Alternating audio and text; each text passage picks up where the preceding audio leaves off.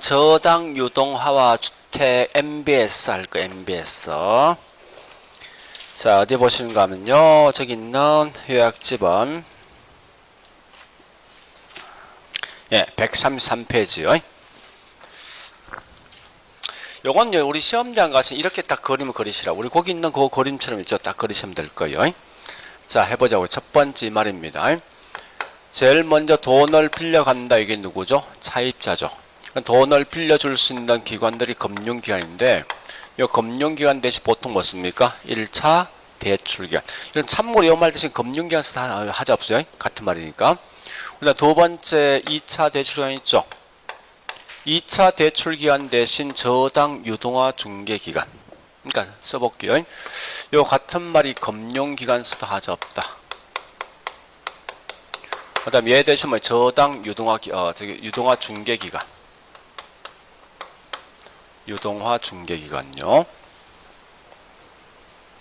그러니까 이런 말에서 다 하자 없다는 거예요. 같은 말입니다. 자, 마지막에 뭐 있습니까? 투자자가 있다, 그죠? 그러니까 요 그림 한 개만 딱 그려서 그냥 가시라, 문제에서. 그럼 결국은 제일 먼저 차입자가 은행에 돈 빌릴 때 뭐 설정합니까? 설정하죠.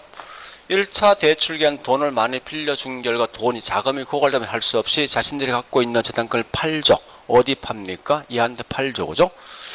자, 2차도 결국은 이 은행에 돈을 많이 빌려준 결과 돈이 없으면 할 수 없이 자신들이 잡았던 저당권을 통해서 뭘 발행하죠?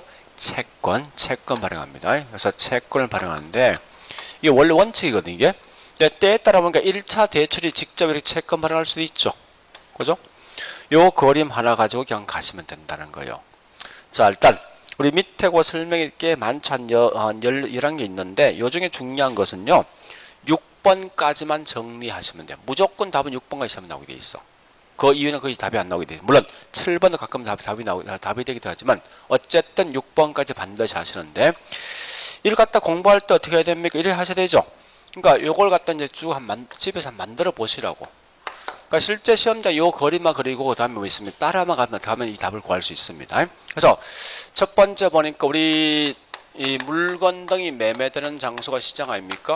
현재 이 물건이 뭐가 매매되고 있습니까? 저당권이 매매되고 있죠. 이런 걸 보통 저당시장 또는 저당권 시장입니다. 그래서 최초로 저당권이 형성되는 장소가 뭡니까?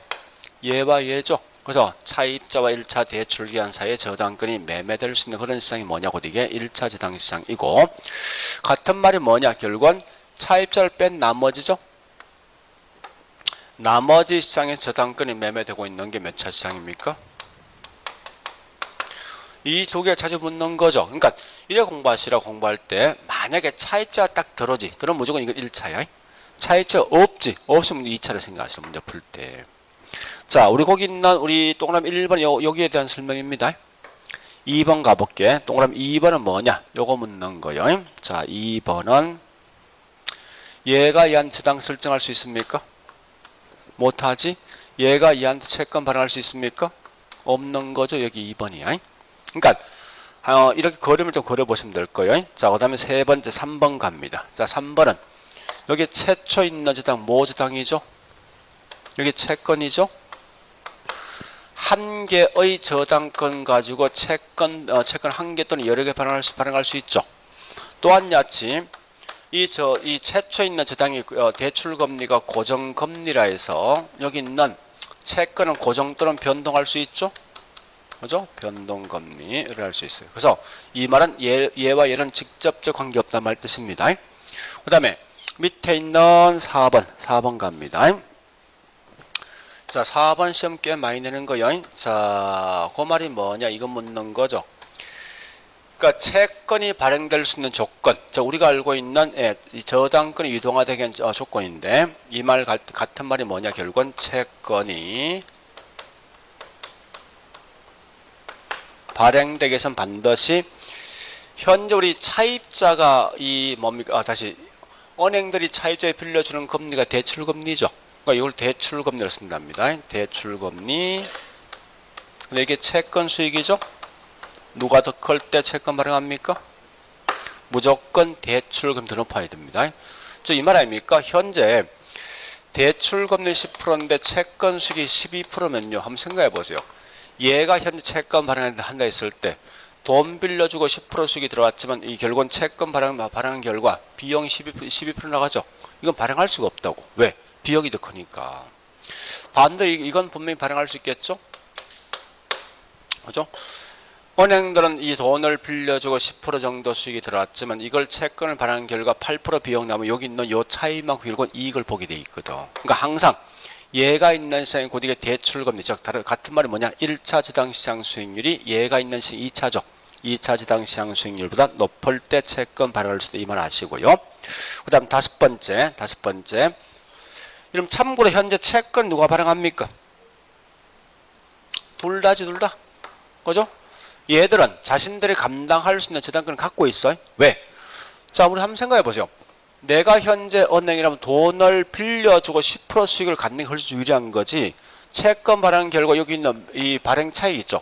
2% 얻는 수보다 이게 더 크거든 사실은. 그러니까 감당할 수 있는 재단권을 가지고 있는 거야. 감당할 수 없어.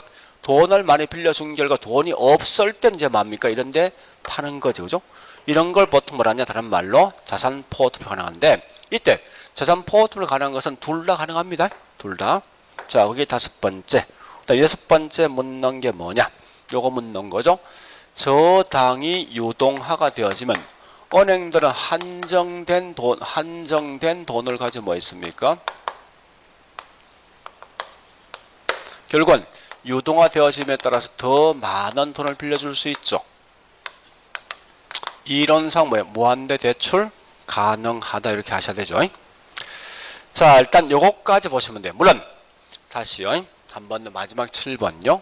밑에 잠시만요. 밑에 있는 2차 저당시장이 없으면 이 저당 유동화 되겠습니까? 안 될 거예요. 그래서 밑에 있는 7번이 그 말이에요. 결국은 저당 유동의 가장 중요한 역할은 누가 하냐? 2차 저당시장이 되어진다 이렇게 하시면 돼요. 문제 풀 때. 그래서 이와 같은 요 7개 있는 특징을 기억하시는데 이건 절대 집에서 이렇게 한번 그림 그려보시고 있죠. 이해가 되면 그 다음부터 뭐 그림 그리지 말고 그냥 문제 나올 때마다 그냥 따라만 가시면 답이 나오게 돼 있다고 이게 항상. 자, 일단 여기까지 했던 걸 먼저 풀고 있죠. 나중에 MBS는 좀 더 하겠습니다. 자, 어디 가는가 하면 예, 200페이지. 천재 200페이지. 얘가 어디까지 있는가 하면요. 저기 있는 뭐 있습니까?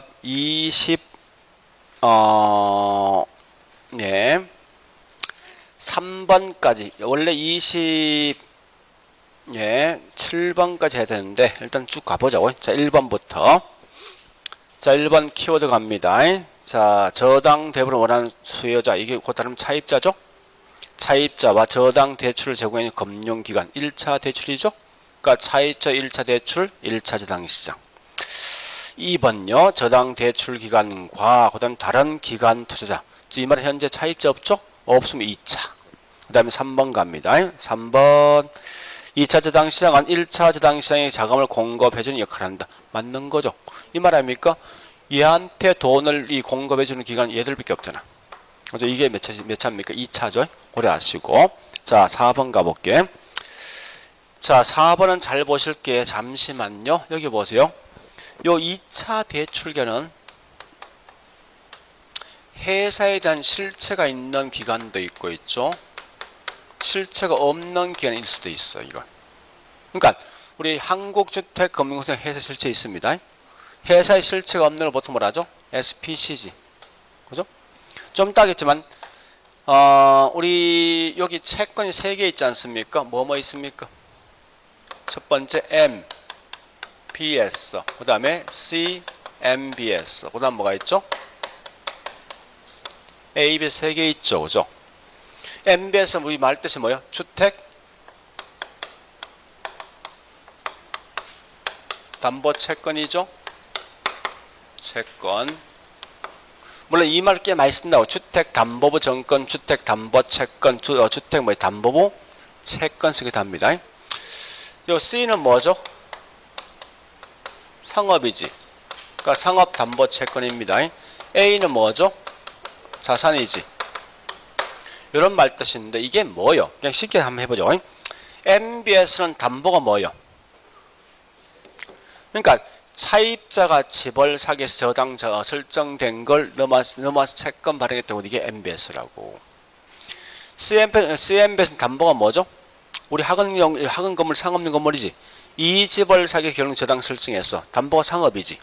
상업용 건물이 저당 설정된 걸 채권 발행했다고 이게 다른 말로 CMBS고. ABS, A는 뭐냐? 자산, 즉 돈의 가치가 있는 거. 가장 대표적인 뭐 있냐? 카드 할부, 자동차 할부 같은 거 있죠. 이런 보통 이제 이게 자산이에요. 이런 걸 가지고 채권 발행된 게 곧 이게 ABS거든요. 사실은.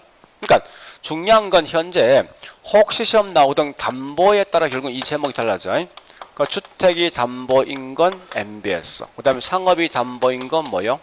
CMBS. 그다음에 자산이 담보인 건 뭐라고요? 예, ABS. 이걸 먼저 아시라 문제 풀 때. 근데 이때 보니까요. 여기 보세요.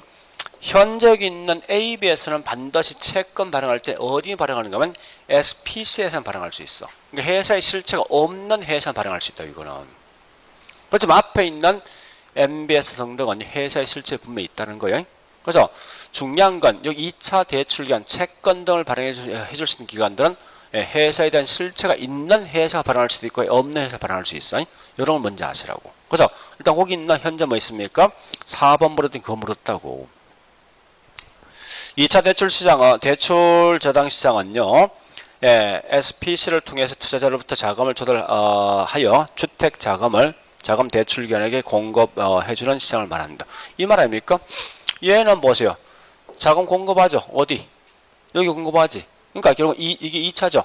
2차 저당 시장에서 이 회사 실체 없는 얘들이 채권 등을 발행해서 얘한테 자금을 공급해주는 그런 역할을 한다. 즉 이 말은 2차 저당 시장은 1차 저당 시장이 같은 말이야. 3번하고 자금을 공급해주는 기능이 있다. 같은 말이 이게. 그래서 정리하시고 그 다음에 5번요. 5번 1차 대출기관들은 결국 뭐 필요한 자금을 조달할 수 있죠. 어디에서? 2차에서죠. 결국은 같은 말이 이 3번, 4번, 5번과 다 같은 말이에요. 사실은. 6번 갑니다. 1차 저당 대출자는 자금의 여유가 있더라도 저당을 자신들의 자산 포트 일부러 보유할 수 있는 거지. 자, 그래 보시고 7번 갑니다. 2차 저당 시장은 저당 대부를 받은 원래 있는 저당 차입자와 직접적 관계. 여기 보세요. 관계 있으면 이 말입니다. 관계 있으면 얘가 직접 저당 설정할 수 있어야 돼. 채권 발행할 수 있어야 돼. 관계 없는 거 이거 분명히 그래 하시고요. 그 다음에 8번 이런 게 참 재밌는 거요. 2차 저당 시장에 발달한 대출기관 융자 이력이 높여서 주택금 활성화에 크게 기여했다. 맞는 거죠? 이 말은 뭐예요? 저당 유동화의 결정적인 역할은 2차 저당 시장이다 라고 말한 거예요. 그 다음에 9번 잘 보셔야 돼요. 2차 저당 시장 활성화되기 위해서는 주택 대출 상품과 대출 심사 기준을 표준화할 필요가 있는 거죠. 이 말이 자 보세요. 만약에 돈을 빌려줬을 때 담보 가치는 10억 가치인데 빌려준 금액이 50억이야. 벌써 불량이지 이거. 이걸 채권 발행 채권 사겠냐고. 안 산단 말이야 이게. 만약 담보 가치는 이게 10억짜리인데 돈 빌려주면 5억 빌려줬어. 이건 안정성 있는 거지. 그러니까 각각 있는 저당자부터 그만큼 정상적인 돈을 빌려줬을 때 여기 있는 채권 등을 산다 이 말 뜻입니다. 그래서 반드시 거기 뭐 있습니까? 대출 심사 기준을 표준화할 필요가 있다 이런 말 뜻이에요. 그 다음에 10번요. 자, 저당 대출 채권의 집합으로부터 유가 정권을 발행했어. 이 말은 채권 발행했어. 했을 때 대출 채권 상환 기간보다 단기 원금과 이자를 상환이 완료된 채권도 발행할 수 있다. 이 말은 요거 해보세요. 우리 한번 따져보죠. 얘가 결국 뭐예요? 이 돈 빌려갔죠, 그죠? 빌려간 근거로 해서 이제 채권 발행한다죠 하는데 만약에 이 대출 상환 기간이 20년인데 보니까 이 채권 상환이 10년짜리 발행했답니다. 이거 가능하냐고 이거. 어차피 얘는 뭐 있습니까? 얘가 갚아야 갚아주는 거 아니에요. 그죠? 적어도 뭐 있습니까? 여기 있는 대출 기간보다 얘가 더 길어야 된다. 같던지 더 길어야 된다 사실은. 그러면 갚아주고 얘가 갚아야만 갚아주거든요. 근데 여기서 뭐라 했습니까? 원칙은 얘보다 이게 더 길어야 돼. 긴데 더 짧은 채권도 발행할 수 있을 것인가? 이거 묻는 거라 문제가. 여기에 무슨 상품이에요? 다시. 자, 우리 MBS는 크게 3개 다시 구분하죠. 뭐뭐로 구분됩니까? M, P, T, S 합작한 게 요거죠? M, P 뭐요? T, B 요걸 좀 더 수정 보완한 게 누구죠? 근데 이 말을 아셔야 돼. 원칙을 아까 설명했지만 절대 저당 상환 기간보다 짧은 채권을 발행 못하게 돼 있다고. 근데 예외적이지만 발행할 게 있어. 누구냐? 요건 가능했어요. 그래서 밑에 있는 10번은 그 말입니다. 기억하셔야 돼요. 원칙은 저당 상환 기간보다 짧은 채권 발행 못하지만 예외적으로 CMO는 가능하다. 그래서 거기 있는 10번은 이제 CMO에 대한 설명. CMO. 그걸 좀 정리하시고요. 그 다음에 11번도 좀 정리해야 될 겁니다. 자, 11번 갑니다. 일산화투자 선진국은 2차 저당성에 발행되는 투자 상품. 이게 뭐냐? 채권 수익. 채권 수익은 대출 금리보다 요 말하는 거 아닙니까? 채권 발행할 때 둘 중에 누가 더 커야 됩니까? 이 더 커야 되지. 그죠? 그래서 이 말은 결국 뭐 있습니까? 거기 있는 채권 금리보다 채권 금리는 대출 금리 더 낮은 액면 금리를 가져야 됩니다. 그러면 이거 채권 발행할 수 있죠. 그 다음에 13번, 이런 참고로 있죠. 12번부터 저기 있는 16번까지는 잠시 저당 유동하는 이러이러한 장점은 갖고 있지만 이런 단점이 있다 쓰면 다 틀린 거예요. 절대 유동하는 단점이 없어요. 모든 걸 다 장점 줄 가셔야 돼 무조건. 그래 하시라고. 그래서 거기 있는 12번부터 10 뭐 있습니까? 6번까지 무조건 다 좋은 말이라고. 그러니까 저당 유동화 딱 나오는 순간 전부 다 뭐 좋은 말을 써야 돼. 그럼 17번 가보겠습니다. 자, 민간주택 자금 장기 안정적인 확보를 위해서 결국 뭐 있으면 시장의 금리를 무슨 금리? 정책 금리 적용해야 됩니다. 하고 대출제 소득 수준, 주택 규모, 대출 금액, 대출 기간 등등에 따라 다 뭐요? 다른 이자 등을 제가 써야 되죠. 다르게. 자, 그 다음에 18번, 19번 가볼게요. 19번. 2차 저당 시장은 1차 저당 시장에서 일단 이루어진 저당을 1차 저당 대출액이 팔게 되는 시장을 말하며 일반 투자자에게도 자신들에게 필요한 저당을 사고 팔 수가 잠시 이 말문이 지금 2차란 것은요. 앞에 이 말입니다. 1차가 저당 설정했지. 했던 걸 이렇게 사고 파는 게 2차인데 요때 요 투자자 A가 채권 샀지 않습니까? 요걸 다시 B한테 판대. 예? 요건 몇 차 시장입니까? 여기서 이 문제는 이거 묻는 거예요, 문제가. 응? 채권 샀던 A가 다시 B한테 팔 수 있죠. 그럼 자동차 사면 채권 사지. 딴 데 팔 수 있지. 같은 거야. 요건 몇 차 시장 속에 포함될 것이 묻는 문제라고. 이것도 2차, 2차. 그러니까 어쨌든 차입자하고 1차 대출 기간 사이 뺀 나머지 이런 저기 채권 등을 매매되는 몽땅 다 2차 저당 시장 속에 포함되는 이 말 하시라고. 그래서 일단 거기 있는 말이 그 말입니다. 사고 팔 수 있다. 즉 이 말은 개인 간의 채권 사고 팔 수 있습니다. 그 말 기억하시고 그 다음에 20번요. 저당 유동하는 금융기관들은 뭐요? 한정돼 있는 돈이지. 돈을 가지고 뭐 있습니까? 다수의 수요자 공급자한테 자금을 제공한다. 이 말은 결국은 차입자한테 돈을 많이 빌려줄 수 있다는 겁니다. 그래 보시고 넘어가 보자고 이제. 자, 21, 22, 23번 갑니다. MBS 발행은 채권 투자는 안정적인 장기적인 투자할 수 있는 길을 가진다. 자, 잠시만요. 우리 옛날엔 잠시만요. 밑에 있는 2차 저당시 없었으면 어떻게 됐습니까? 은행들은 저축한 돈만 모아서 돈을 빌려주었거든. 보통 저축성 이 대출 저축성 저축은 대부분 다 장기입니까 단기입니까? 단기 5년 10년 미만이라고. 근데 부동산 관련돼 있는 대출은 20년 30년 장기 아닙니까?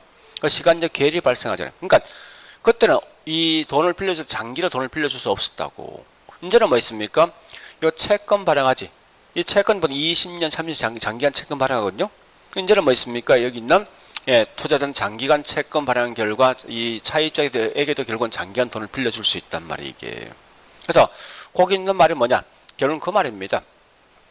현재 채권도 장기적인 채권 등이 발행되어진다. 그래서 결국 좋은 말은 뭐 있습니까? 투자자는 결국 안정성 있는 채권을 장기간 가져갈 수 있는 이런 장점도 있다. 이렇게 말한 거예요. 말 표현이. 자, 어려 보시고요. 예, 그 다음에 나머지 쭉 넘어가서 있죠. 그 다음에 26번 갑니다. 한국도 뭐 2차 주택지당시장 제도가 도입되고 운영되고 있죠. 그죠? 그 다음에 27번요. 자, 하여튼 주택 채권 집합물을 가지고 주택지당 정권 MBS 발행하고 있는데 여기 보세요. 현재 얘가 MBS 발행하고 있는 거 아닙니까? 얘가 MBS는 현재 누가 발행합니까? 한국은행입니까? 한국주택금융공사입니까? 한국주택금융공사죠. 28번도 그냥 넘어가고요. 29번 갑니다. 현재 주택재당 정권 MBS는 채권 지분 B는 무조건 부채 그죠? 부채죠. 그렇게 하시면 되겠네. 자, 그다음 30번부터 합니다. 이제 자, 이것 좀 정리해보자고. 이제 MBB, MPTS, MPTB 합니다. 이때 잘 알지만 MBB는 모든 책임, 모든 뭐 있습니까? 권리, 모든 수익은 누구한테 있습니까? 요건 발행자 갖고 있는 거요. 발행자가. 자, 이 말입니다. 보세요. 현재 보니까 여기 있는 차입자, 그 다음에 얘가 채권 발행한다죠. 얘가 채권 발행했으면 MBB 이거죠. 일단 돈 빌려주었지 채권 발행했어. 이때 얘가 뭐라는 거면 얘가 돈을 갚지 않아도 얘는 무조건 갚아주는데, 결국은 반드시 이때는 중요한 건 위험이 누구한테 있냐 묻는 게 있을 때 얘는 꼭 갚아줄 의무가 있는 거거든요. 이때 모든 책임 누가 집니까? 얘가 책임지는 거거든요. 그러니까 어쨌든 모든 권리, 모든 책임 전부 다 발행자한테 있습니다. 그래서 만약 MBB 나왔을 때 어떤 게 투자자한테 간다라고 쓰는 순간 다 틀린 거야. 무조건 모든 건 발행자 겁니다. 거꾸로 MPT에서는 모든 책임 누가 집니까? 이 말이죠. MPT에서 이겁니다. 다시 해볼게. 네가 돈을 갚으면 나도 갚아준다는 거야. 안 갚으면 안 갚는다는 소리거든요. 결국은 이 위험은 좀 누가 떠안습니까? 얘가 떠안는 거지. 그죠? 그래서 MPT에서는 무조건 모든 건 발행자 거지 절대 그 지문상에서 투자자가 이런 걸 가지고 있다 쓰는 순간 다 틀린 거라고. 그래서 이건 위험이 한쪽이 치중된 거 아닙니까? 그래서 이 두 개 있는 위험을 약간 분산하게 해서 MPTB와 CM은 반드시 저당권 소유권, 저당권 보유권 누구한테 있습니까? 발행자 거요. 거꾸로 이 원리금 수취권과 조기 상환 위험, 수취권과 그 다음에 조기 상환 위험은요, 전부 다 이건 투자자 겁니다. 이래 하시고, 그 다음에 CMO만이 갖고 있는 특징이 두 개 있죠. 뭐뭐 있습니까? 첫 번째, 요거부터 하죠. MPTS만 갖고 있는 특징 세 개 있어요. 자, 첫 번째, 얘는 콜 방어 됩니까? 안 된다. 그 다음에 두 번째 뭐 있습니까? 초과 담보. 그럼 초과 담보 같은 말이 뭐냐? 결국은 초과 담보 필요 없는 거죠. 같은 말이 뭐냐? 자산 크기 변화 없는 거요. 즉 무슨 말인가? 이 말입니다. 이게 저당권액과 채권액이 똑같단 말. 저당권액과 채권액이 똑같은 결과 이런 초과 담보가 필요 없다. 즉 자산 크기 변화 없다.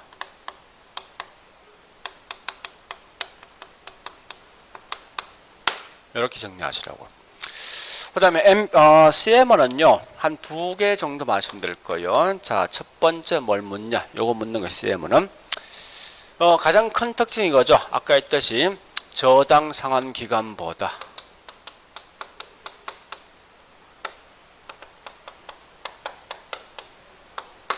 짧은 채권 발행할 수 있죠.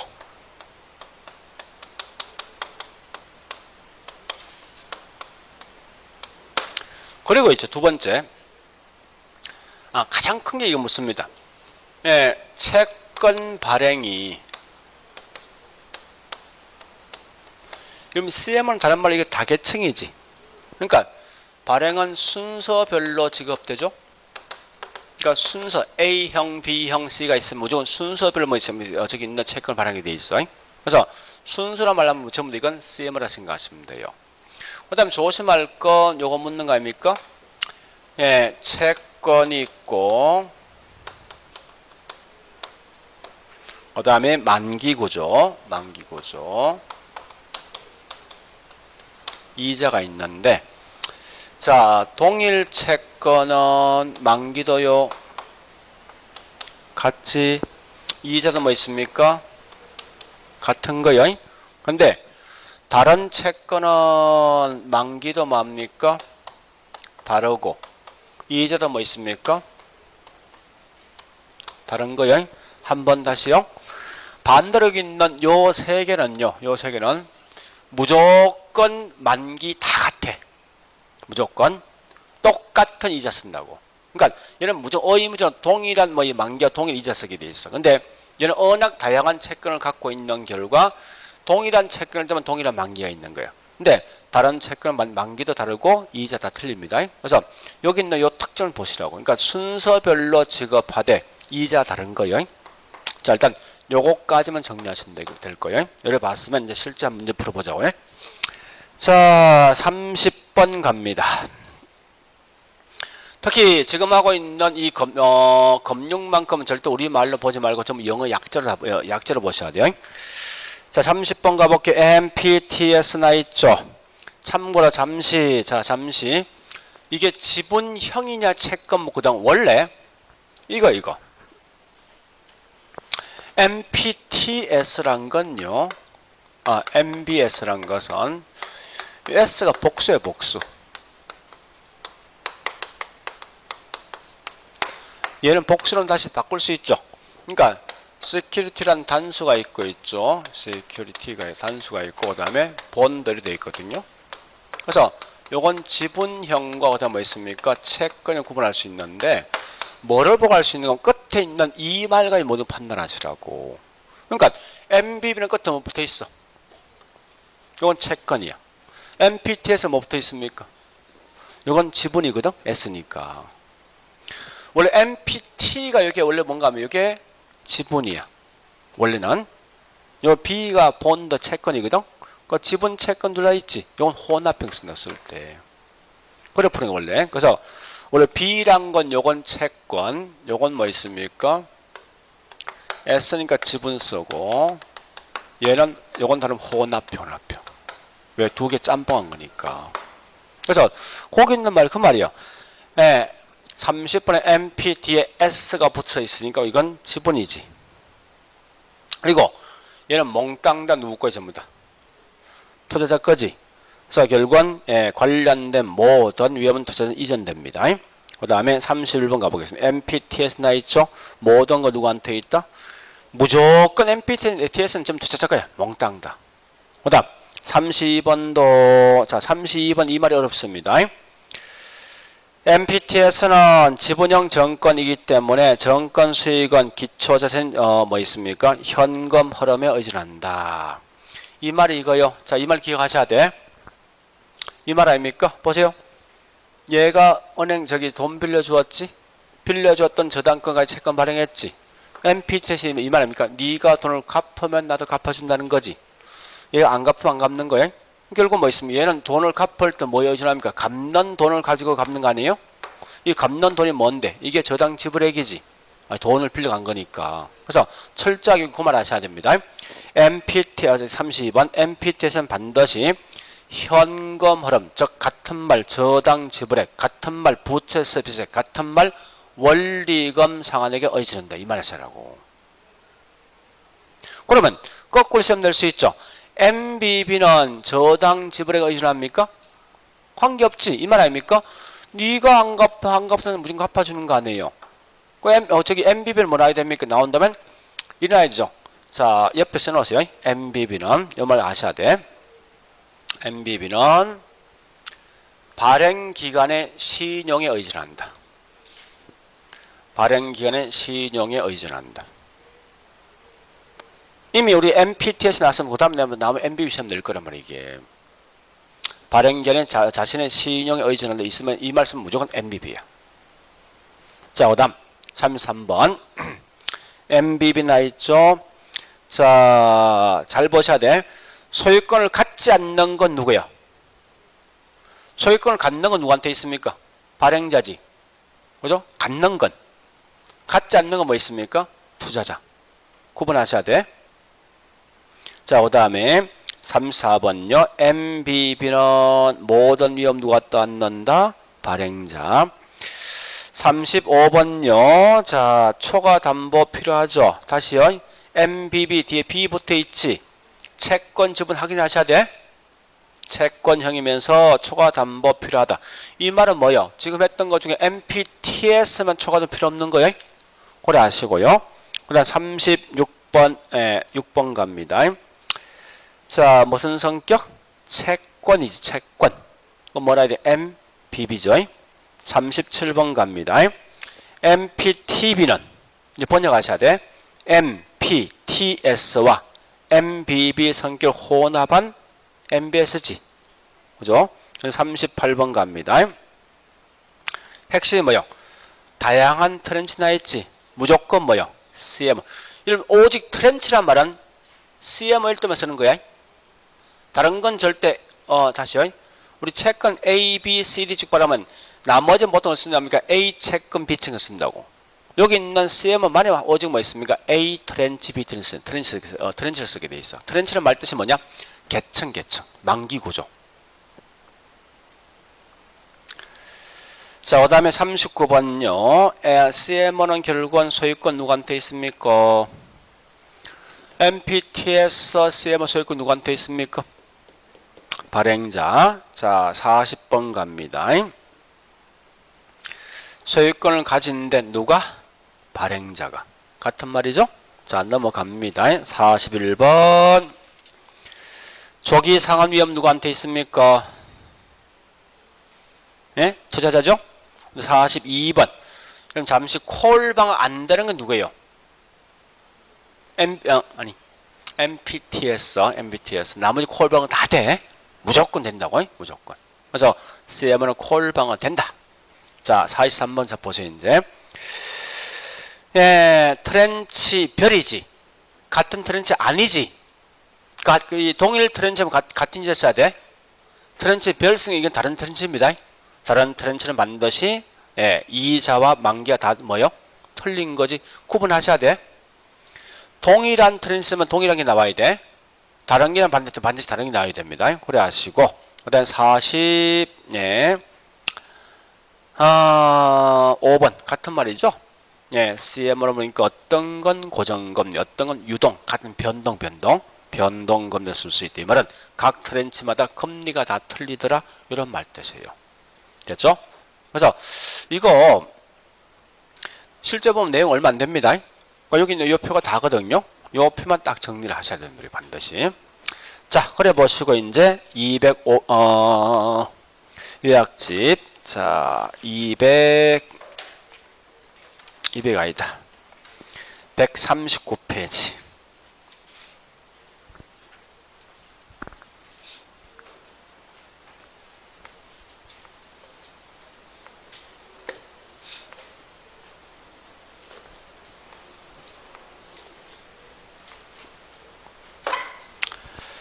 리츠는 중요한 게 어디를 보는가 하면요. 142페이지 가보세요. 거기 있는 법 조문을 반드시 기억하시. 법 조문을. 자, 일단 잠시 여보세요. 이제 리츠는 이거죠. 기본 개념 아셔야 돼. 첫 번째 리츠 해설을 먼저 만들면 자, 얘가 제일 먼저 공시하죠. 자, 첫 번째 투자자가 투자 대상이 있는데 리츠란 말 뜻이 뭐예요? 부동산 투자 신탁이죠. 이 말은 나 어디 투자하는 거예요? 부동산 투자하는 거지. 하는데 얘가 직접 합니까? 맡기는 거지. 그래서 첫 번째 리츠는 보니까 반드시 투자 대상이 부동산과 부동산 관련돼 있는 유가증권입니다. 그래서 제일 먼저 공시하면서 투자자한테 뭘 발행합니까?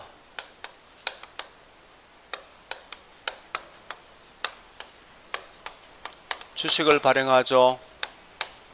하면 이 주식을 사면 돈이 흘러 들어온다죠. 들어오면 이 돈 가지고 뭐 있습니까? 부동산 등에 투자해서 리츠에서가 이용, 관리, 개발, 처분 등을 해서 마지막까지 나오는 수익을 통해서 최종적인 투자자한테 요 배당해주는 제도 아닙니까?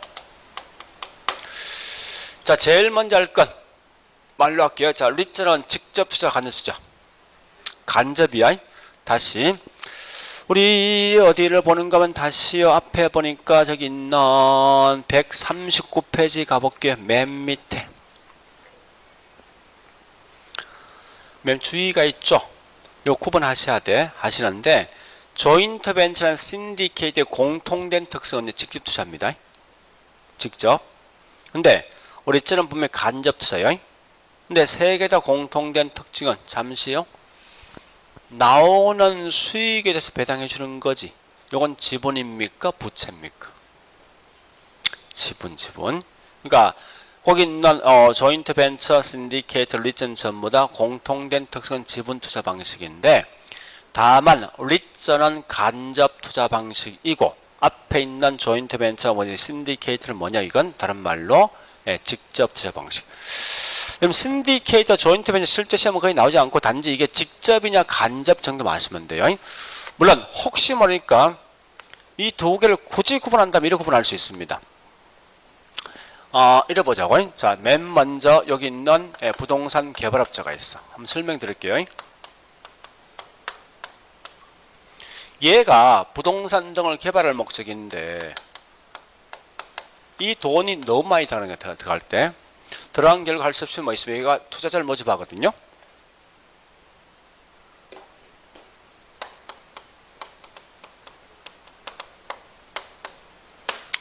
여기 있는 투자자를 모집한다. 이렇게 하는데 이렇게 합니다. 현재 보니까 이 자금 모집 보니까 얼마 정도 돈이 필요한가? 만약에 30억 정도 필요하다. 30억. 자, 필요한데 여기 있는 얘가 일정한 돈을 지분을 투자합니다. 하는데 신디케이트하고 조인트 벤처는 요 차이입니다. 얘는요. 한 명당 예를 들어서 투자자 수가 자, 봐볼게. 투자 금액부터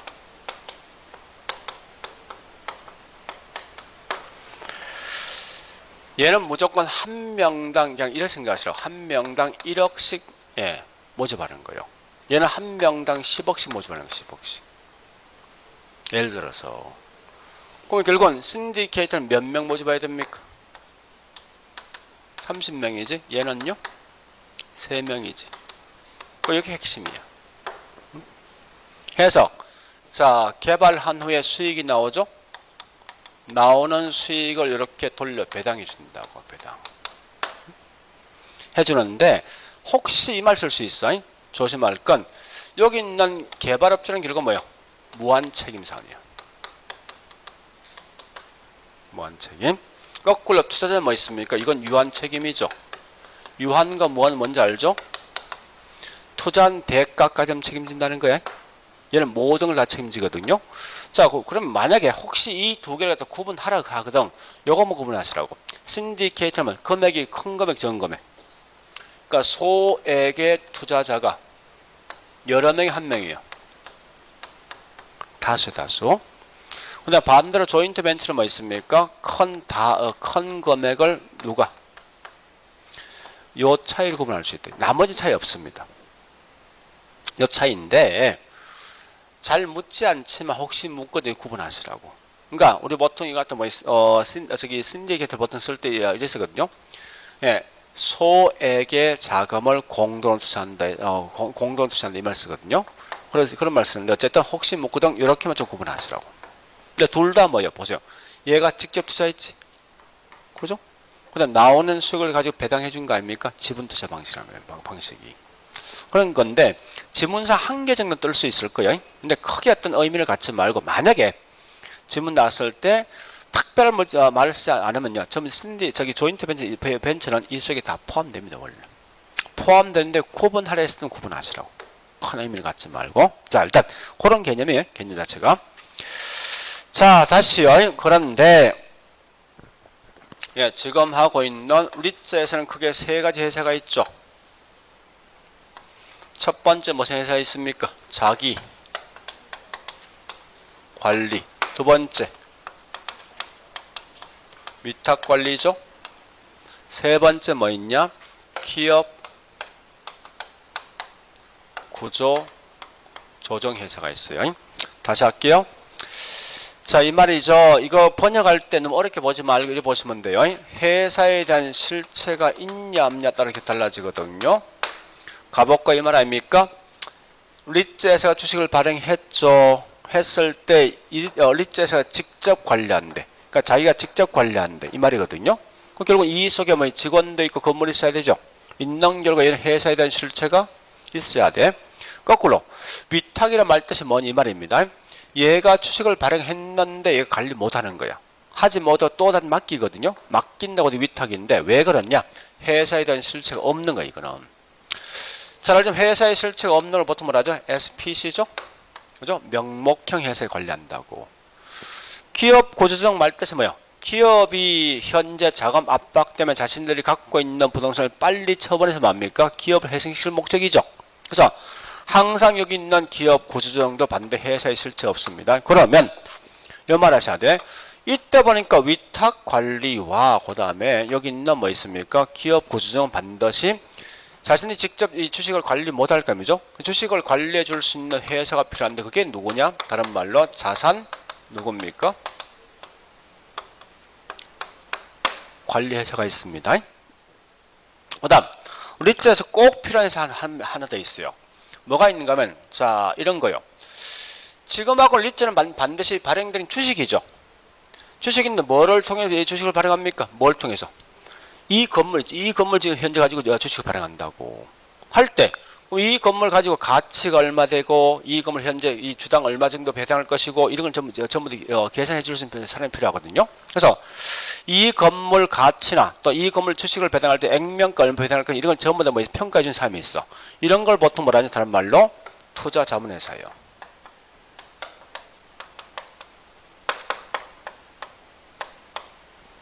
그러니까 오직 투자 자문에서 궁극적 목적이 이겁니다. 이 건물을 주식을 발행할 때 건물 가치 평가해주고 또 주가 얼마 정도 발행할 것이고 이런 걸 전부 평가해준 사람이에요.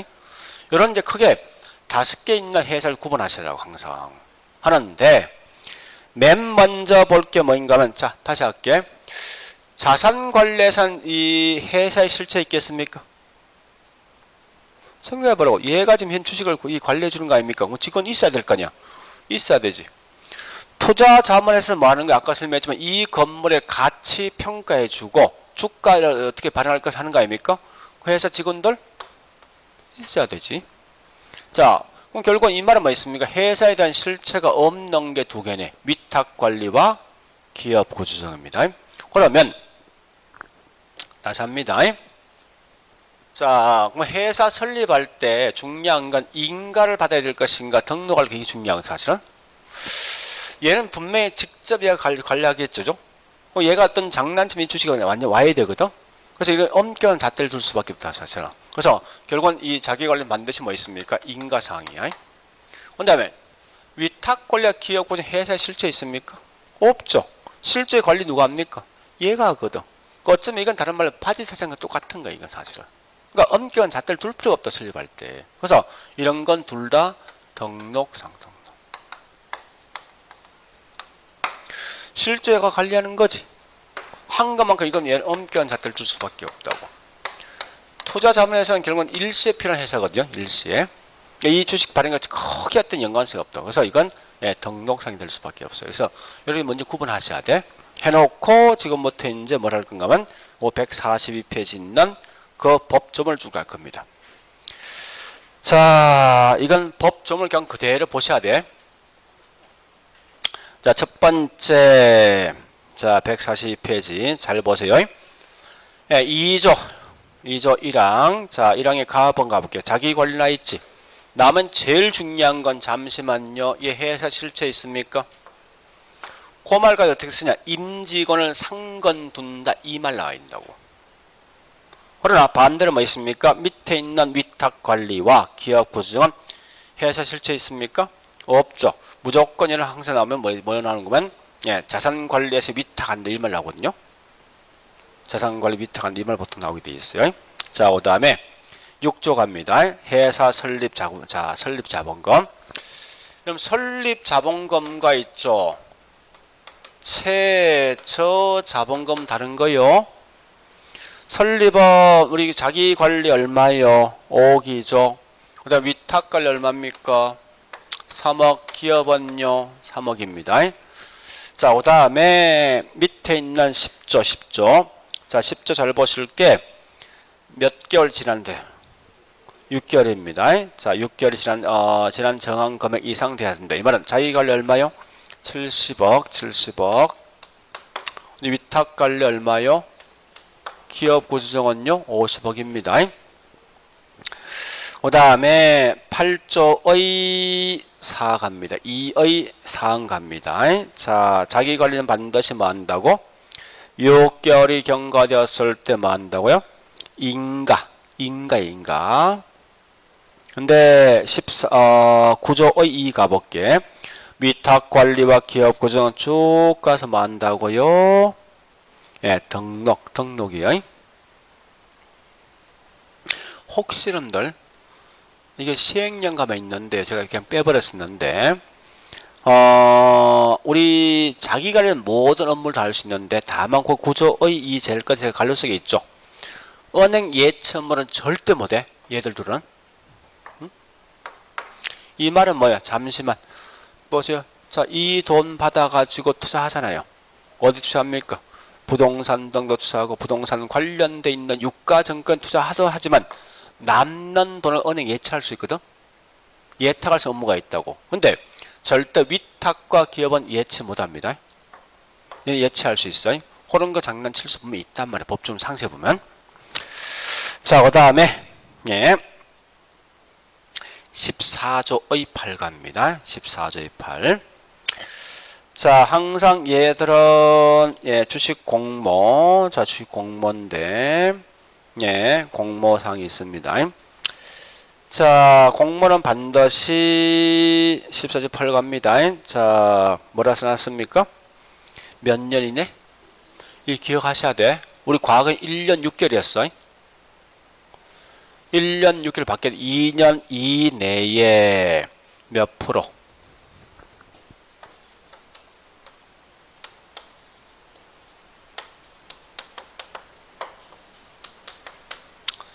자, 보세요. 기업 구조정은 이런 의무정 따르지 않습니다.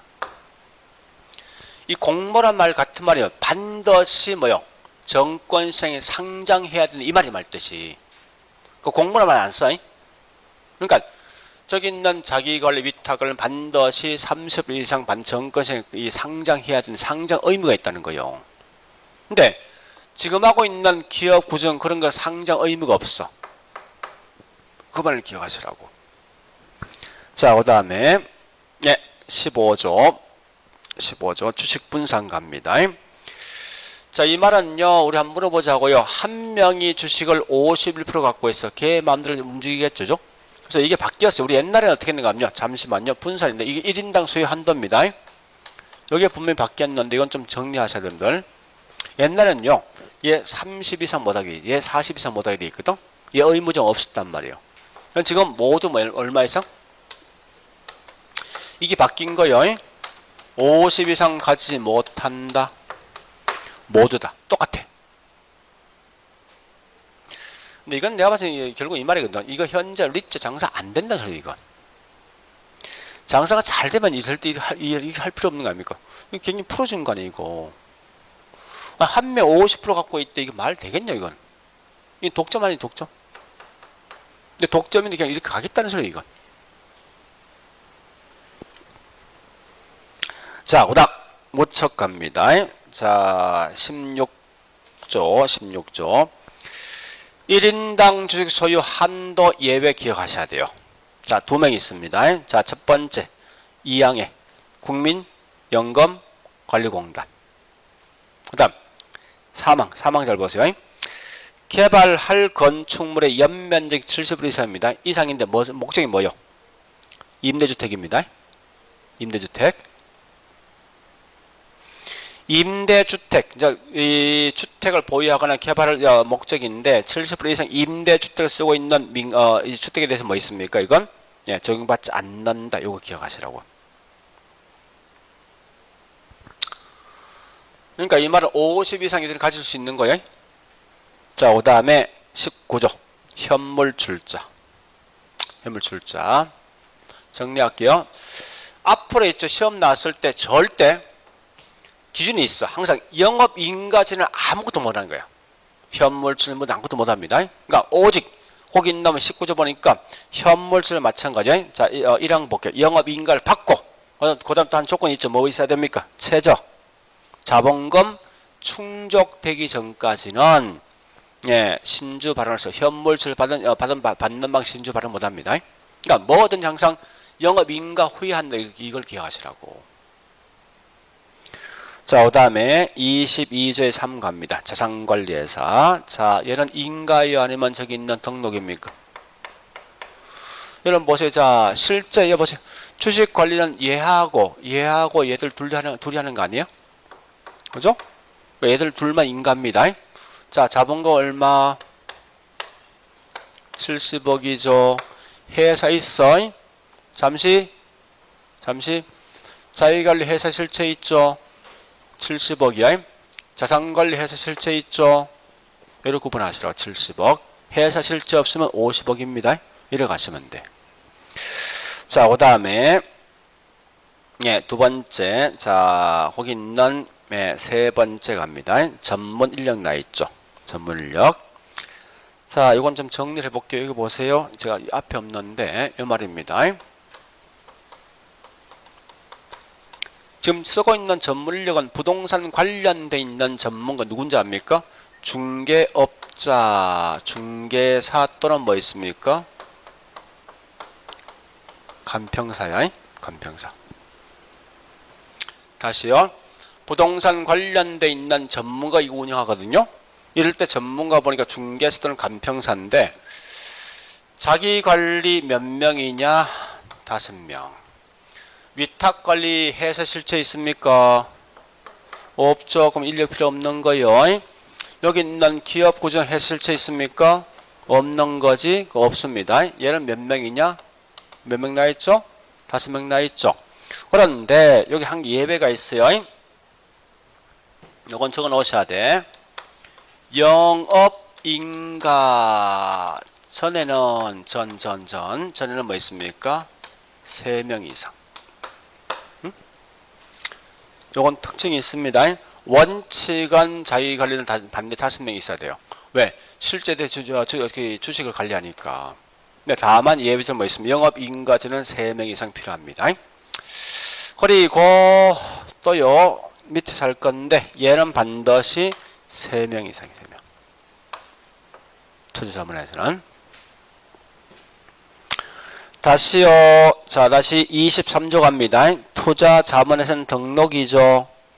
1항에 굉장히 중요한 말이 있습니다. 줄 끊어세요. 얘가 주 업무가 뭐냐 묻거든. 딱 2개요. 무슨 회사이죠? 현재 투자 자문회사. 그러면 자문기능과 아까 설명했죠. 이 건물 가치를 평가해주고 또 현재 주식을 얼마 정도 액면가를 발행할 것이 이런 전체를 이제 전체 구조를 짜주는 사람인데 어쨌든 평가 자문기능과 평가 업무만 한다. 이 말은 중요한 건 얘들이 절대 뭐 있습니까? 주식을 관리, 이용, 처분, 개발 이 말 순서가 다 틀린 거라고. 오직 주식을 발행할 때만 필요한 사람이라고 사람들이. 그 다음에 자본금 얼마예요? 자, 요거 좀 정리하시는데 그거 잘 보셔야 돼요. 자, 23조 가볼게요. 2항 가볼게요. 자본금은 5억 이상으로 우러서 대통령령으로 정한 금액 이상일 거 나 있거든요. 그래서 시행령감 얼마나 있는지 압니까? 10억에 10억. 10억이라고 시행령에선. 그거 물어볼게. 5억 이상입니까? 10억 이상이에요. 다시 할게. 그 문구를 번역하시라고. 자본금은 5억 이상으로서 대통령령으로 정한 금액 이상이 끝나 있거든요. 그 시행령 가면 뭐 있습니까? 예, 저기 있는 투자자본에서는 10억 이상일 것은 나왔다. 얼마요? 10억이에요. 10억. 10억.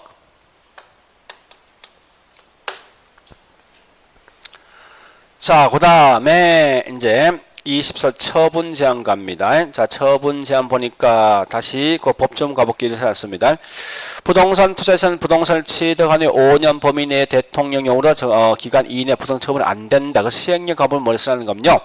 자기관리 위탁관리는 반드시 1년 이내 처분 못한다 했어. 몇 년? 1년. 이건 주택이든 비주택이든 무조건 1년에 처분 못합니다. 그럼 뻔한 거 아닙니까? 지금 우리 하고 있는 이 회사가 투자회사입니까? 투기회사입니까? 투자 투기 차이 뭐요? 운영할 의사가 있냐면 거지. 그러니까 보면 얘는 운영할 목적이 있어야 되는. 그래서 1년에 처분 못합니다. 그런데 여기 기업 구조정은요. 지금 얘들 목숨이 간당한 하는 거 아닙니까? 회사가 돈이 없기 때문에 이런 조건을 둘 수가 없다고. 그래서 예, 지금 하고 있는 기업 구조정은 그건 의무정 없다. 그 다음 25조 갑니다. 자산 구성은 반드시 잘 보실게. 1항 쭉 가볼게요. 네, 80% 이상인데 뒤에 뭐 붙어 있어? 부동산과 부동산 관련돼 있는 유가증 쭉 붙어 있죠. 그러니까 하여튼 잘 보실게. 부동산 다시 계속합니다. 그래서 이 경우는 70 이상 뭐에 투자한다 했습니까? 그러면 자 구분할게. 이게 뒷말이 중요한 거예요. 부동산만 딱 나있으면 몇 프로? 70. 부동산 이외에 다른 게 쭉 붙어 있어. 80 이렇게 가시라고 할 때. 그런데 고민 단 기업 구조조정은 예, 적용하지 않는다 이 말은 이 말입니다. 기업 구조조정은 오직 부동산에만 투자해야 돼. 그 말하시라고. 왜? 기업들 지금 자신들이 갖고 있는 부동산을 처분할 목적이거든. 그래서 반드시 기업 구조조정은 오직 부동산에만 투자한다. 나머지 저긴 위탁 관리와 뭐 있습니까? 저기 자기 관리는 부동산 이외에 다른 투자할 수 있습니다. 그렇게 하셔야 돼요. 자, 그다음에 27조 갑니다. 핵심은 이 말입니다. 다른 회사에 의결권이 있는 경우야. 의결권이 있을 땐 절대 10% 이상 주식을 가지 못합니다. 다른 회사에 의결권이 행사할 수 있는 그런 주식을 갖고 있으니 10% 이상 가지지 못한다. 자, 뒷장 갑니다. 자, 뒷장에 나 같으면요. 거기 있는 1, 2, 3, 4, 4의 2 있지. 요거 시험 내겠다고. 자, 일단 읽어보시고 4의 2 144페이지. 근데 이게 작년에 시험 안 내더라고 보니까 나 같으면 충분히 낼 것 같은데. 자, 얘를 물어보자고. 우리 때는 결국은 주식이지. 근데 우리가 알고 있는 유흥이란지 도박 같은데 이런 걸 가지고 뭐 있으면 주식을 발행하는 데 되겠습니까 이거? 안 될 거예요. 그러니까 절대 있죠. 이 부동산 등이 담보인데 뭐 어떤 술집 같은 거 이거 가지고 못하게 돼 있거든요. 마치 숙박도 원래 못하게 돼 있다고 이걸 원래는. 근데 작년에 바뀌었어. 여기 있는 4의 2가 들어가 있다고. 어디 할 수 있다. 관광 숙박업이야. 요건 가능해. 이 왜 나온지 압니까? 작년 2016년도죠. 한참 인기 있은 누구였습니까?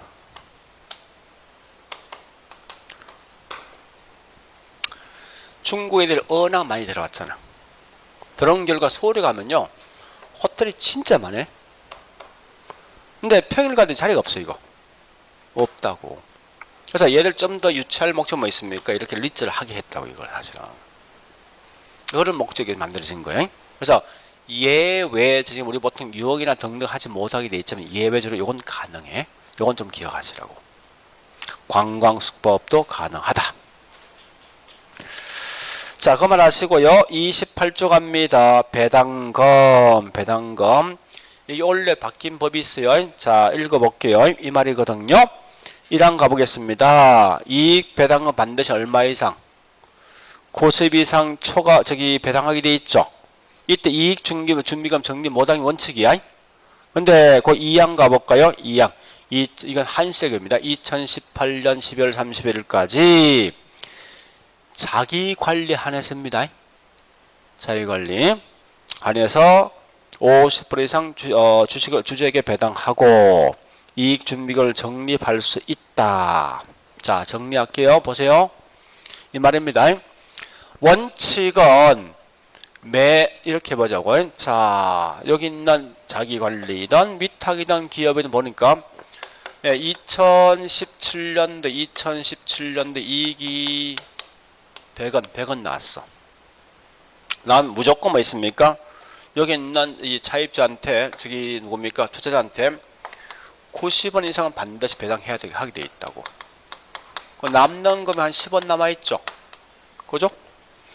요 10원 어디 쓸 목적이냐? 요 배당할 때 운영비 들어가거든, 이게. 그럼 결국은 요 남아있는 이 A라는 회사는, 우리 자산은요, 절대 남는 이익을 정리 못하게 돼 있다, 원칙은. 그에 번 건 그에 다 쓰라 이거야. 근데, 여기 자기관리만 뭐 있습니까? 2018년까지 50원 이상 배당해주고, 어쨌든 비용 빼면 남는 이익이 있다죠. 한 40원 남아있다 할게. 요걸 갖다 여기 정립할 수 있어. 예외적으로. 이 말은 결국 이 자기관리 회사를 결국은 굉장히 키워줄 목적, 사실은. 사이즈를 갖다가. 그래서 요건 아셔야 돼. 그러니까 원칙은 90 이상 배당이 돼 있는데, 이때는 90 이상 딱 나면 이익 준비금을 정리 못 합니다. 근데 다만 50 이상 배당했을 때 그 남는 이익 준비금은 적립할 수 있다. 그 말 기억하시고. 그래서 밑에 가볼까요? 자, 만약에 50에서 90 미만일 때는 뭐 한다 있습니까? 주주총회 특별 결의를 걸칩니다. 반대로 90 뭐 있습니까? 예, 고려하시고요. 그 다음 사망 가면 사망. 자, 사망 가볼게. 위탁관리는 뭐라 했습니까? 쭉 가세요. 뭐라 써놨습니까? 초과 배당할 수 있죠. 이 말은 100% 이상 배당할 수 있어요. 그거 좀 정리하시고요. 자, 그 다음에 29조. 우리 자산 받는 차입 또는 사채 발행할 수 있다. 이 말만 기억하시라고. 사채 발행할 수 있어요. 물론 최대는 차입 자기 자본은 10배가 할 수 있는데 그건 중요한 거 아니라 반드시 뭐 있습니까? 사채 또는 차입을 발행할 수 있다. 이거 마시면 돼요. 자, 그리고 49조 2 가보겠습니다. 가보니까 기업 보증에 대한 특례가 있죠. 1항 가볼까요? 뭐라 했습니까? 70 이상 반드시 어디 한다? 부동산 만드는 거지. 다시요. 아까 보니 자기관리 위탁은 부동산과 부동산 관련된 유가증가를 할 수 있지. 근데 반드시 기업은 부동산에 투자합니다. 그래 하시면서 나머지 그 내용은 쭉 넘어가죠. 그 다음에 4만 갑니다. 자, 4만 기업 고지정은 보니까 예배상이 있어. 주식 공모. 아까 보니까 여보세요. 얘는 공모 좀 뭐요? 30 이상이지. 얘는 할 수 있습니까? 못 한다는 거예요. 자, 분산. 이거 분산 빼버리라고. 분산 빼버리세요. 분산 바뀌었어요. 분산은 전부 다 뭐야? 50 이하야. 몽땅 다. 이제 바뀌었어 이게. 그 다음에 우리 처분자는 자, 전 몇 년이죠? 1년 이내 전 못하지. 그죠? 둘 다. 근데 요 기업은 1년 그런 조항이 따르지 않습니다. 그래 하시고요. 네, 여기까지. 그럼 이제는 어디 보는가 하면 저희 갑니다. 요걸 정리한 게 자, 다시 앞에 가볼게요. 139페이지.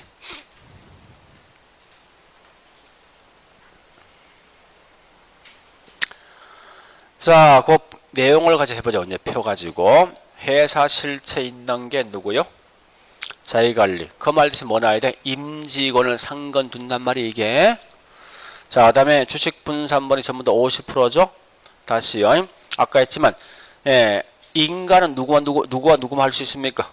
자기관리하고 누구 요거 자산관리만 할 수 있어요. 자, 그 다음에 주식 공모 갑니다. 공모 몇 년 이내? 2년 이내에 반드시 자기관리 위탁은 몇 프로? 30%죠. 이 말은 상장한단 말 뜻이에요. 내 기업 고정 의무조항이 있으면 없는 거지. 자, 자산 구성.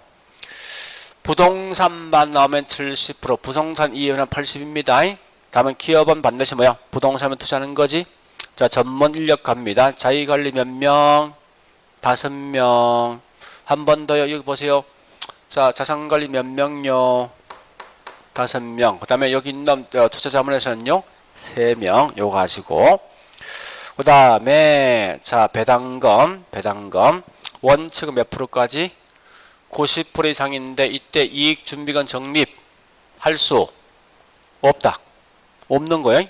다만 그 설명되어 있죠. 2018년 까지는 자기관리 몇 프로? 50% 이상. 이때는 이익준비금 적립할 수 있죠.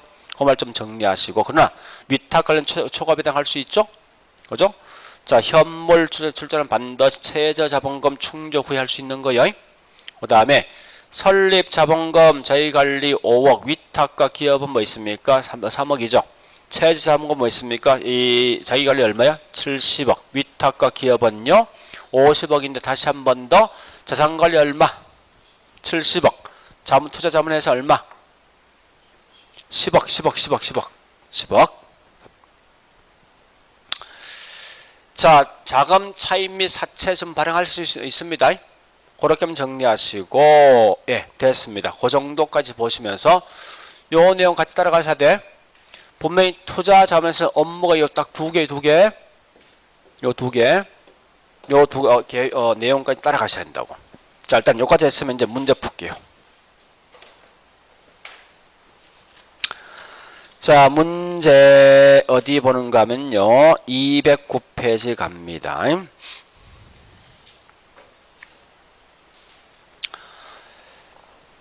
1번은요. 은행 부동산 투자 신탁 상품과 자본시장과 금융투자업에 관한 법률이라서 부동산 펀드 있죠. 이 펀드는 결국 리츠는 거의 비슷한 개념이 있습니다. 그러니까 자금을 그냥 여러 개 모아서 뭐 펀드 하는 건데 어쨌든 완성된 부동산뿐만 아니라 뭐 있습니까? 신규 개발사 모두 할 수 있어요. 즉 이 말은 부동산 관련된 다 할 수 있다는 말뜻이. 그래 보시고 그 다음에 2번 부동산 투자회사 리츠와 펀드는 지분입니까? 부채입니까? 지분이죠. 따라서 얘는 뭐 있습니까? 나오는 수익을 배분해 주는 거지. 그 다음에 3번, 4번, 5번, 자 5번 갑니다. 그럼 주식이란 것은 잠시만요. 주식과 MBS를 비교하면 MBS를 반드시 뭐요? 약속했던 원금과 이자만 준다고. 채권이란 것은 절대 나오는 수익이 더 크다 해서 더 많은 돈을 주는 거 아니에요. 근데 주식은 뭐 있습니까? 수익이 높으면 더 높은 배당 가져가죠. 저 거기 고차예요. 결국은 채권과 결국 뭐 있습니까? 지분에 대한 차이는 채권은 반드시 약속한 데 했던 원금과 이자만 돌려주는 거고 반대 지분은 뭐 있습니까? 수익이 더 높이 가져갈 수 있어요. 그래서 일단 거기 있는 현재 5번 물었던 그겁니다. 주식 투자 한 자는 배당에 따른 이익뿐만 아니라 주가 차익도 얻을 수 있죠. 그래 보시고 자 7번 같은 말입니다. 투자해서 펀드는 분명히 지분이죠. 원금 손실 볼 수 있죠. 그래 보시고요. 그 다음에 나머지 넘어갑니다. 자 실제 중요한 건 저기 뭐 있습니까? 11번부터 가시면 되겠네요. 11번. 자 11번 뭐냐? 결국은 투자회사 제도의 도입의 정책적 목표가 뭐냐 물었습니다. 자 포함되지 않는 거죠.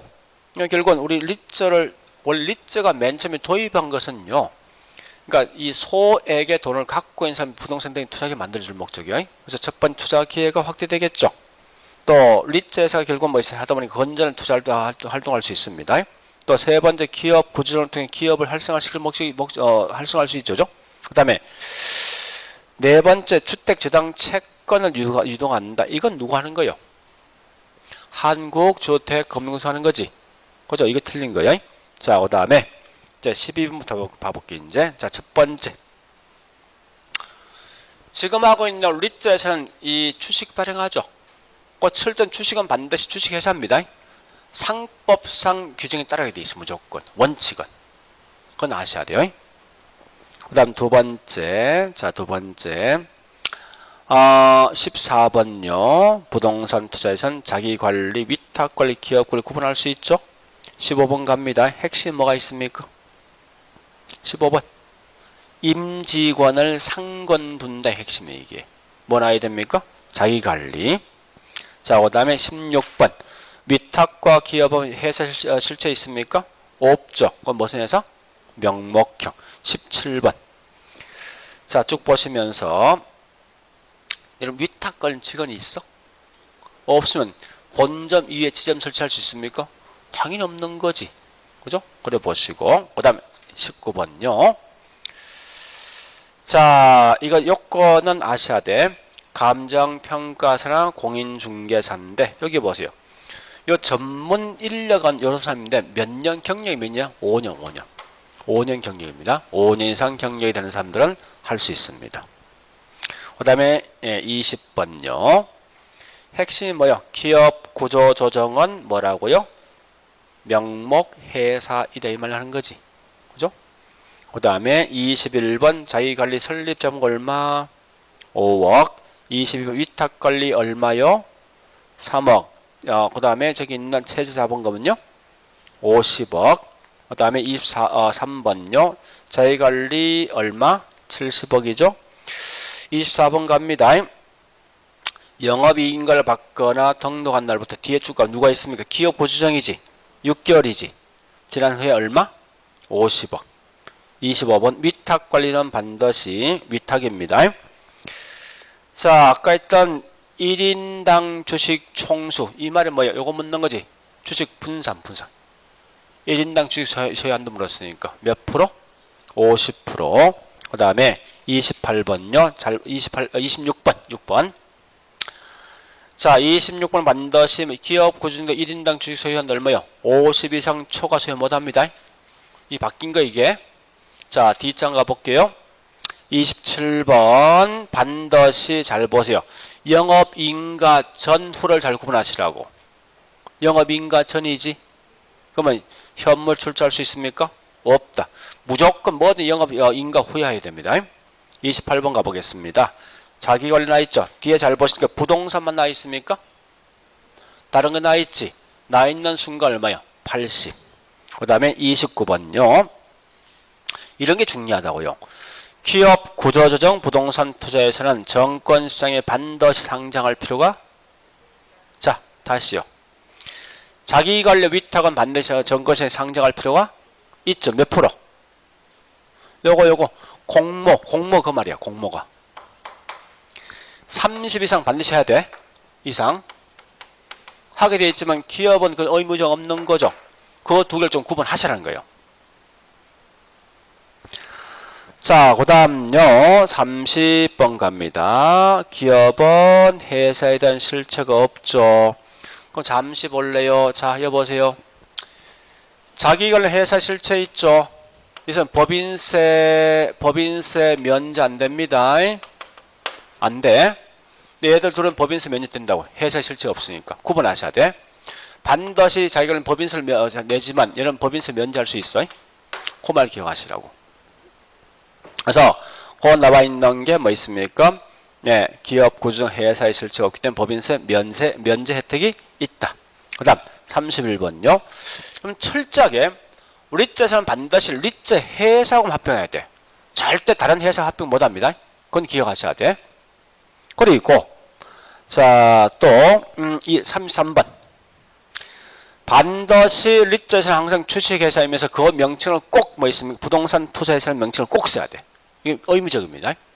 부동산 투자회사의 명칭을 반드시 사용해야 한다. 그 다음 34번 갑니다. 자기관리란 전문 인력은 얼마? 5명인데 만약에 영업인가 전 나오면 3명 고려하시고요. 그 다음에 35번 투자자문회사죠. 목적이 뭐죠? 자문 및 평가 기능입니다. 이건 아셔야 돼. 무조건. 36번 리츠에서는 차입할 수 있습니까? 있죠. 사채 발행할 수 있어? 있다는 사실 아시라고요? 네, 요거까지. 그래 보시고 좀 쉬었다가 PF 할게요.